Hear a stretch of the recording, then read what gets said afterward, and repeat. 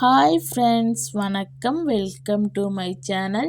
இன்றைக்கி ரொம்ப டேஸ்டியான ஈவினிங் ஸ்நாக்ஸு ரவா குழி பணியாரம் எப்படி செய்கிறதுன்னு தான் பார்க்க போகிறோம். ரொம்ப டேஸ்டியாக இருக்கும். வாங்க இது எப்படி செய்கிறதுன்னு வீடியோக்குள்ளே போய் பார்க்கலாம்.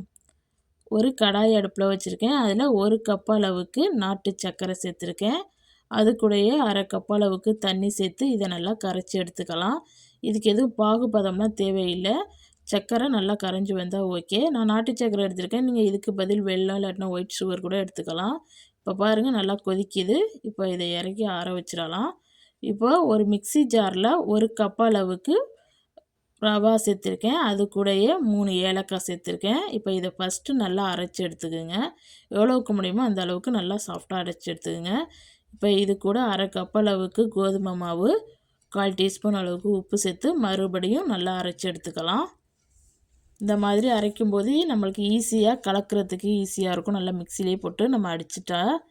இப்போ நம்ம கரைச்சி வச்சுருக்க வெள்ளைப்பாகை இதில் சேர்த்துடலாம். இந்த மாதிரி ஒரு வடிகட்டி வச்சு நல்லா வடிச்சிட்டு சேர்த்துக்கலாம். கல் மண் எதுவும் இருந்துச்சுன்னா வடிகட்டிலேயே நின்றுடும். இப்போ எல்லா வெள்ளைப்பாகையுமே இதில் சேர்த்துட்டேன். மறுபடியும் இதை அரைச்சி எடுத்துகிட்டு வந்துடலாம். பாருங்கள், அரைச்சி எடுத்துகிட்டு வந்துட்டு இந்த மாதிரி இருக்குது. இப்போ இதை ஒரு பவுலுக்கு மாற்றிடுங்க. இப்போ பார்த்தாவே தெரியும், நல்லா கட்டியாக இருக்குது. அதனால் இது கூட நான் ஒரு 1/2 கப் அளவுக்கு பால் சேர்த்துக்கிறேன். காய்ச்சின பால், காய்ச்சாத பால் எது வேணாலும் சேர்த்துக்குங்க. நான் காய்ச்சாத பால் தான் சேர்த்துருக்கேன். இப்போ இதை நல்லா கலந்துக்கலாம். கலந்து நல்லா மாவை இந்த மாதிரி எடுத்துக்குங்க. நம்ம தோசை மாவு மாதிரி இருக்கணும்.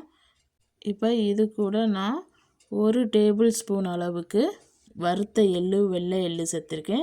ஆப்ஷனல் தான், உங்களுக்கு பிடிச்சிச்சின்னா சேர்த்துங்க, இல்லைன்னா நீங்கள் இதை ஸ்கிப் பண்ணிடலாம். இது சேர்க்கும்போது நல்ல ஒரு டேஸ்ட்டு கொடுக்கும். இதுக்கு பதில் நீங்கள் தேங்காய் துருவல் கூட சேர்த்துக்கலாம். இப்போ இது கூட நான் கொஞ்சமாக பேக்கிங் சோடா சேர்த்துருக்கேன், 1/4 டீஸ்பூன் அளவுக்கு. இப்போ இதை நல்லா கலந்துக்குங்க. பாருங்க, இந்த மாதிரி இருக்கணும் மாவு. இப்போ நம்மளுக்கு மாவு ரெடி ஆகிடுச்சு. இப்போ நம்ம இதை ஊற்றி எடுத்துக்கலாம். இப்போ நான் பணியாரக்கல் அடுப்பில் வச்சுருக்கேன். அடுப்பை நல்லா மீடியம் ஃப்ளேமில் வச்சுட்டு பணியார குழியில் 1 டீஸ்பூன் அளவுக்கு எண்ணெய் விட்டுக்குங்க. எண்ணெய்க்கு பதில் நீங்கள் நெய் கூட சேர்த்துக்கலாம், உங்கள் விருப்பம்தான்.